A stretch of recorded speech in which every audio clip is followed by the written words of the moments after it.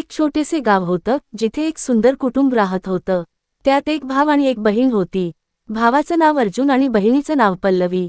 अर्जुन आणि पल्लवी यांच्या नात्यातील प्रेम आणि स्नेह अगदी अनोखं होतं। अर्जुन जरा मोठा होता आणि पल्लवी त्याच्यापेक्षा कमी वयाची, पण दोघांमध्ये प्रेमाचं नातं खूप गहिरं होतं। एक दिवस अर्जुन शाळेतून घरी येताना जरा घाबरलेला दिसला। पल्लवी त्याच्याकडे गेली आणि विचारलं, अर्जुन, काय झालं? तू इतका गडबड का केलास? अर्जुन उत्तरला, काही नाही पल्लवी, एक छोटा वाद झाला शाळेत, पण तो मला समजावून सांगणारा कोणी नव्हतं। पल्लवी हसली आणि म्हणाली, तुला काय वाटतं, मी तुझं काही करू शकते का? अर्जुन तिला जरा शंका वाटत असली तरी त्याच्या मनात विश्वास होता, कारण पल्लवी नेहमीच त्याच्या मदतीला धावून यायची।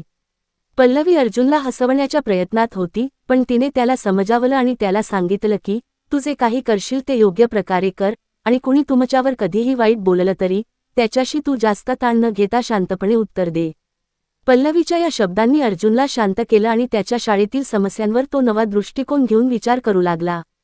एकाच वेळी पल्लवीला ही शिकवण मिळाली, त्याच्या भावाने तिच्याबद्दल ज्या काळजीने आणि प्रेमाने विचारलं, त्याप्रमाणे ती पण आता त्याला मदत करण्यास सज्ज होती। काही आठवड्यांनी एक मोठा वाद त्यांच्या घरात झाला। अर्जुन आणि पल्लवी यांच्या कुटुंबातले मोठे वयस्कर सदस्य तणाव निर्माण करत होते, पण अर्जुन आणि पल्लवी दोघेही शांत आणि सामंजस्याने परिस्थितीला तोंड देत होते। एकमेकांना समजून घेत ते दोघेही त्या तणावातून बाहेर पडले। या सगळ्या गोष्टींमधून अर्जुन आणि पल्लवीला एक गोष्ट समजली, एकमेकांवर प्रेम आणि विश्वास ठेवल्याने तुम्ही कोणत्याही अडचणीवर विजय मिळवू शकता। बहीण भावाचे नातं हे एकमेकांच्या पाठीशी असलेलं, अडचणींमध्ये सावरून चालण्याचं असतं। अशा प्रकारे अर्जुन आणि पल्लवीचे नातं त्यांच्या आयुष्यातील एक महत्त्वाचा धडा